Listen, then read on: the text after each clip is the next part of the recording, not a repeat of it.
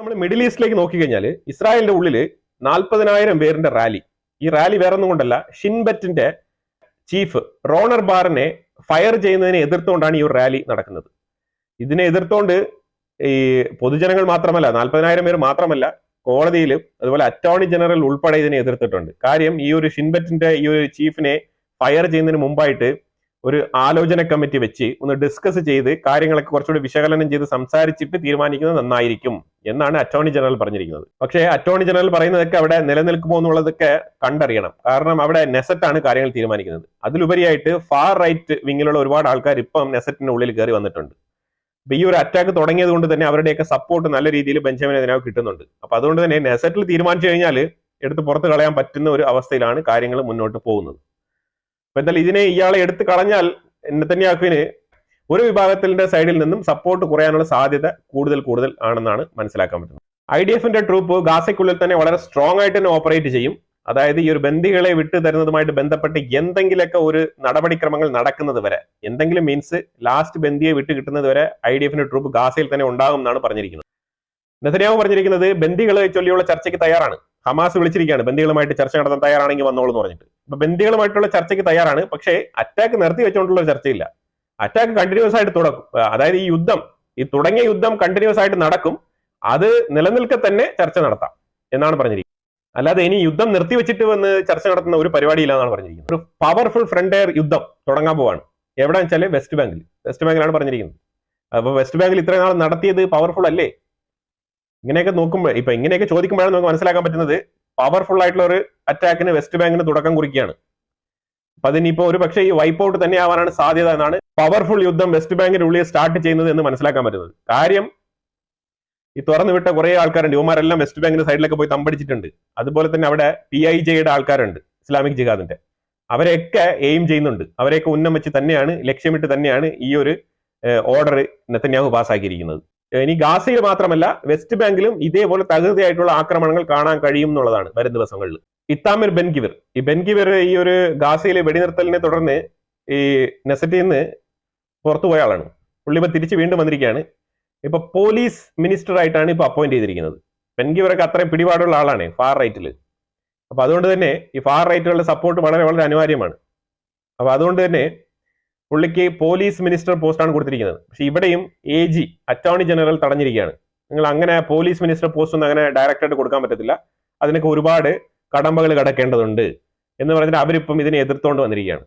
പക്ഷേ നെസറ്റിൽ ഇത് അപ്രൂവ് ആക്കി അവർ അംഗീകരിക്കുകയും ചെയ്തിട്ടുണ്ട്. നെസറ്റ് അംഗീകരിച്ച സ്ഥിതിക്ക് ഇനിയിപ്പം ഇതിനകത്ത് AG-ക്ക് ഒന്നും ചെയ്യാനില്ല. പക്ഷെ അവരുടെ ഒപ്പീനിയൻ പറഞ്ഞു കഴിഞ്ഞു. അതാണ് കാരണം. ഈ AG എന്നൊക്കെ പറയുമ്പോഴത്തേക്കും ഈ ലീഗൽ ഫോമിലുള്ള ആൾക്കാർ പുറത്ത് ഇങ്ങനെ വാർത്തകൾ ഇങ്ങനെ വിളിച്ച് പറയുമ്പോഴത്തേക്കും അത് ജനങ്ങളെ സ്വാധീനിക്കും എന്നുള്ളതാണ് ഇതിൽ നമ്മൾ ഏറ്റവും കൂടുതൽ മനസ്സിലാക്കേണ്ടത്.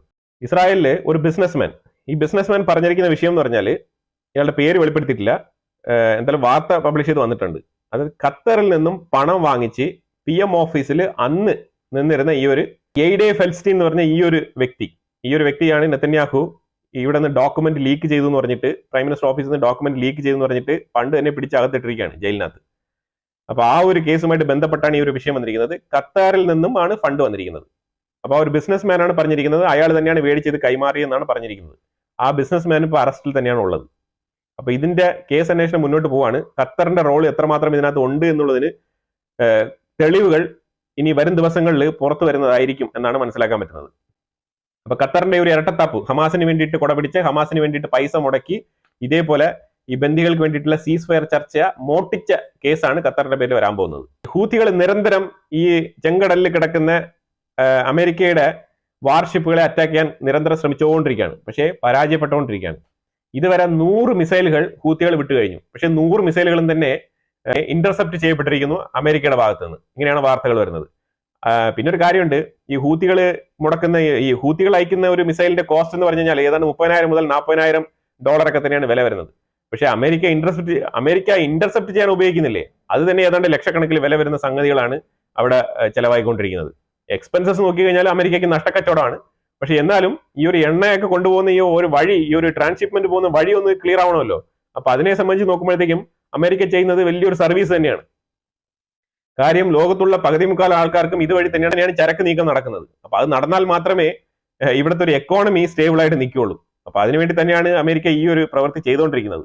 അപ്പൊ എന്തായാലും അത് നമ്മൾ ഓർക്കാതെ പോകാൻ വയ്യ എന്നുള്ളതാണ്. അമേരിക്ക ഒരു സൂപ്പർ പവർ ആണെന്നൊക്കെ പറഞ്ഞു കഴിഞ്ഞാൽ ഇതൊക്കെ തന്നെയാണ് സൂപ്പർ പവർ ആയിട്ടുള്ള ആൾക്കാർ ചെയ്യേണ്ട കാര്യങ്ങൾ. അത് തന്നെയാണ് അമേരിക്ക വളരെ കൃത്യമായിട്ട് ചെയ്തുകൊണ്ടിരിക്കുന്നത്. മറ്റുള്ളവർക്ക് അഫോർഡബിൾ അല്ലെന്നേ. യൂത്തികളുടെ 100-150 ആർസനൽസ് ഒക്കെ ഇതേപോലെ ഹൈലി എക്സ്പെൻസീവ് ആയിട്ടുള്ള ഡിഫൻസ് സിസ്റ്റം വെച്ചിട്ട് അതിനെ ഇന്റർസെപ്റ്റ് ചെയ്യാന്ന് പറഞ്ഞു കഴിഞ്ഞാൽ അതൊക്കെ അമേരിക്കയെ പോലുള്ള ആൾക്കാർക്ക് മാത്രമേ സാധിക്കൂ എന്നുള്ളതാണ്. ഇസ്രായേൽ സിറിയക്കുള്ളിൽ 2 ആക്രമണങ്ങളാണ് നടത്തിയത്. ഒന്ന് ഒരു മിലിറ്ററി ട്രൂപ്പിന് നേരെയാണ് ഒരു ആക്രമണം നടത്തിയത്. ഇനി ഒന്ന് ഒരു ആർട്ടിലറി സിസ്റ്റംസ് അതിനെതിരെയാണ് ആക്രമണം നടത്തിയത്. അപ്പൊ ഇതിനകത്ത് ഈ ആർട്ടിലറി സിസ്റ്റം അടിച്ചതിനെ ഇപ്പോഴത്തെ സിറിയ HTS കണ്ടംപ്റ്റ് ചെയ്തിട്ടുണ്ട്. അത് ആർട്ടിലറി അറ്റാക്ക് ചെയ്യാൻ പാടില്ല എന്ന് പറഞ്ഞുകൊണ്ട്. അപ്പൊ അതായത് ഇനിയുള്ള ആയുധങ്ങൾ അസാദിന്റെ ആയിക്കോട്ടെ ആരുടെ ആയിക്കോട്ടെ ഇനി സിറിയക്കുള്ളിൽ ഇരിക്കുന്ന ആയുധങ്ങൾ ഇസ്രായേൽ ഒന്ന് അടിക്കരുത് എന്നാണ് HTS ആഗ്രഹിക്കുന്നത്. പക്ഷേ ഇസ്രായേൽ ഇത് നിർത്തുന്ന ഒരു പരിപാടിയില്ല. തീർച്ചയായിട്ടും എവിടെ കണ്ണിൽ കണ്ട ആയുധങ്ങൾ സിറിയക്കുള്ളിലുണ്ടോ അതൊക്കെ അറ്റാക്ക് ചെയ്യുന്ന ഒരു പ്രവണതയാണ് ഇപ്പം ഇസ്രായേൽ മുന്നോട്ട് കൊണ്ടുപോയിക്കൊണ്ടിരിക്കുന്നത്. പക്ഷെ ഇത് ഏതുവരെ മുന്നോട്ട് പോകുമെന്ന് അറിയത്തില്ല. പക്ഷേ തുടരെ ആക്രമണം സിറിയക്കുള്ളിൽ ഒരു ദിവസം വിട്ട് ഒരു ദിവസം, ഒരാഴ്ചയിൽ 2 ദിവസം 3 ദിവസം 4 ദിവസം ഇങ്ങനെ കണ്ടിന്യൂസ് ആയിട്ട് നടന്നുകൊണ്ടിരിക്കുന്നു എന്നുള്ളതാണ് വസ്തുതാപരമായിട്ടുള്ള കാര്യം. ലബനാനും സിറിയയും തമ്മിൽ ഷിയ സുന്നി തമ്മിൽ 2 ദിവസമായിട്ട് നല്ല രീതിയിലുള്ള ക്ലാഷ് ആയിരുന്നു. അത് കഴിഞ്ഞിട്ട് ഇപ്പൊ ഇന്ന് അവർ രണ്ടുപേരും തമ്മിൽ സീസ് ഫയർ ഒപ്പിട്ടിരിക്കുകയാണ്. അത്രേ ഉള്ളൂ. ഇനിയിപ്പോ അതിനകത്ത് വേറെ അവരുടെ കയ്യിൽ അടിക്കാൻ ഇനി ആയുധം, ഇപ്പൊ ഹെസ്ബുള്ളയുടെ കയ്യിലാണെങ്കിൽ ഒന്നുമില്ല എന്നുള്ളതാണ്. ഇറാനെയൊക്കെ അവിടെ ചിറകരിഞ്ഞിട്ടിരിക്കുകയാണ്. അപ്പൊ ആ ഒരു സാഹചര്യത്തിൽ തീർച്ചയായിട്ടും സീസ് ഫയർ ഒപ്പുവെച്ചിട്ട് മുന്നോട്ട് പോകുന്ന മാർഗം മാത്രമേ ഇനി അവരുടെ കയ്യിൽ ഉള്ളൂ എന്നുള്ളതാണ് നമ്മൾ മനസ്സിലാക്കേണ്ടത്. ഈ സെൽസെൽ എന്ന് പറഞ്ഞ ഒരു മിസൈലാണ് ഹൂത്തികൾ വിട്ടുകൊണ്ടിരിക്കുന്നത്. ഈ ഒരു കാറ്റഗറി മിസൈൽ ഇതിനൊക്കെ ഒരു $30,000 മുതൽ $40,000 വരെ ഈ ഒരു മിസൈലിനൊക്കെ വില വരുന്നത് കേട്ടോ. പക്ഷെ അമേരിക്കയുടെ മിസൈൽ എന്നൊക്കെ പറഞ്ഞാൽ ലക്ഷക്കണക്കിന് ഡോളർ വില വരുന്ന മിസൈലുകളാണ് അമേരിക്കയുടെ സൈഡിൽ നിന്നൊക്കെ വരുന്നത്. അപ്പൊ അതുകൊണ്ട് ഒരുപാട് എക്സ്പെൻസീവ് ആണ് അമേരിക്കയുടെ ഒരു ആക്രമണം എന്നൊക്കെ പറയുന്നത്. ഇത് ഇവര് വിടുന്നതെന്ന് വെച്ചാൽ ഇവര് $30,000-40,000 ചെലവ് വേണമെങ്കിൽ മാക്സിമം റഫായിട്ട് ഒരു കോസ്റ്റ് ഇട്ട് കഴിഞ്ഞാൽ അതാണ് ഇതിന്റെ ഒരു വില വരുന്നത്. ഇതിൽ നമ്മൾ ചകഞ്ഞു നോക്കിക്കഴിഞ്ഞാൽ ഇതിനും വളരെ ചീപ്പായിട്ടായിരിക്കും അവരുണ്ടാക്കുന്നത്. ആ രീതിയിലാണ് അവർ മിക്കവാറും മിസൈലുകളൊക്കെ ഇപ്പൊ ഇറാന്റെ സൈഡിൽ നിന്ന് വരുന്നതായിക്കോട്ടെ, ഇവർക്ക് ഏത് രീതിയിലുള്ള സപ്പോർട്ട് കിട്ടിയാലും ഈ രീതിയിലുള്ള വളരെ ലോ ക്വാളിറ്റിയുള്ള സാധനങ്ങളാണ് ഇവരുടെ കയ്യിലുണ്ടാകുന്നത്. ഇതൊക്കെ തന്നെയാണ് ഇവരുടെ പരാജയത്തിനുള്ള കാരണം തന്നെ. കാരണം ഇവരുടെ കയ്യിലുള്ള ആർസനൽസ് ഒന്നും തന്നെ അത്ര സൊഫസ്റ്റിക്കേറ്റഡ് അല്ല എന്നുള്ളതാണ്. നിങ്ങൾ കണ്ടില്ലേ അന്ന് ഇസ്രായേലിന് വിട്ടപ്പോഴത്തേക്കും ഈജിപ്തിൽ പോയി വീണത്. അപ്പൊ ആ രീതിയിൽ ഡെസേർട്ട് ലാൻഡ് അവിടെയൊക്കെയാണ് മിസൈൽ എടുത്തത്. ഇന്നലെ തന്നെ ഇസ്രായേലിനെ എയിം ചെയ്ത് വിട്ടപ്പോഴത്തേക്കും അത് പോയി കിടന്ന സ്ഥലം കണ്ടില്ലേ. സൗദി അറേബ്യയിൽ വെച്ച് തന്നെ അറ്റാക്ക് ചെയ്ത്. പക്ഷെ ഇത് വന്ന പ്രൊവിൻസ് എന്ന് പറഞ്ഞാൽ ഒരു ഡെസേർട്ട് മാതിരി ഒരാൾക്കാരും ഒന്നും ഇല്ലാത്തൊരു സ്ഥലത്തേക്കാണ് ഈ മിസൈൽ വരുന്നത്, പാഞ്ഞെടുക്കുന്നത്. ഇസ്രായേലിന്റെ ഉള്ളിൽ വിട്ടിരുന്നെങ്കിലും ആ ഡെസേർട്ടിൽ വീണത് പൊട്ടിത്തെറിച്ച അവിടെ കിടക്കുമായിരുന്നു. ഇസ്രായേലിന്റെ ഉള്ളിൽ അയൺ ബീം ഏകദേശം റെഡിയായി വരുന്ന ഒരു അവസ്ഥയിലാണ് ഉള്ളത്. ഈ ഒരു അയൺ ബീം എന്ന് പറഞ്ഞാൽ ലേസർ ടെക്നോളജിയാണ്. ഇത് ഏകദേശം ആൾമോസ്റ്റ് റെഡി എന്നാണ് പറയുന്നത് കേട്ടോ. ഈ അയൺ ബീം റെഡി ആയി കഴിഞ്ഞാൽ ഏറ്റവും കൂടുതൽ ഡ്രോൺ, അതേപോലെ ചെറിയ റോക്കറ്റ്സ്, ഇതേപോലത്തെ ഈ ഹമാസ് വിടുന്നില്ലേ ചെറിയ കൈ കൊണ്ടുണ്ടാക്കുന്ന റോക്കറ്റ്, ഇതിനെല്ലാം വരെ ഇത് ഇന്റർസെപ്റ്റ് ചെയ്യും. അതും വെറും $3 ഉണ്ടാവുള്ളൂ ഈ ഒരു ഇന്റർസെപ്ഷന് വരുന്ന ഒരു ചെലവ് എന്നുള്ളത്.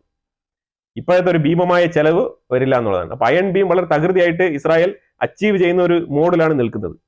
പല രാജ്യങ്ങളും ഇതിനകത്ത് റിസർച്ച് ചെയ്യുന്നുണ്ട്. പക്ഷേ ഇസ്രായേൽ കുറച്ചുകൂടെ ഫാസ്റ്റ് ആൻഡ് ഫോർവേഡ് ആയിട്ട് ഇത് അച്ചീവ് ചെയ്യുന്ന ആ ഒരു സെറ്റപ്പിൽ എത്തിയിരിക്കുകയാണ്. കാരണം ഇസ്രായേലിന് ഇത് വളരെ അനിവാര്യമാണ്.